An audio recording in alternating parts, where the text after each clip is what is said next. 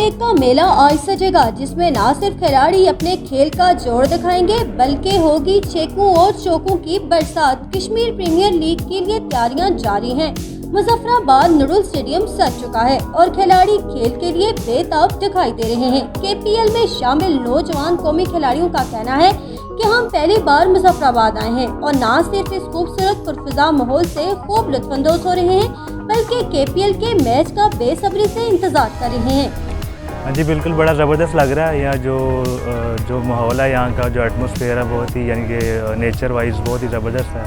वो जो कि हम फर्स्ट टाइम यहाँ पे आए हैं खेलने, तो बहुत ही यानी कि जस्ट लाइक अ हेवन हमें लग रही है कि वेन्यू में बहुत ही मज़ा आएगा यहाँ पे खेलने का, काफ़ी इंजॉय करेंगे। कश्मीर प्रीमियर लीग की इफ्तिताई तकरीब आज होगी, जिसके बाद KPL का पहला मैच खेला जाएगा, जिसमें मीरपुर रॉयल्स और रावला कोटवुक्स मद्दे मुकाबिल होंगी। Faiza Gilani, country news, Muzaffarabad, Azad Kashmir.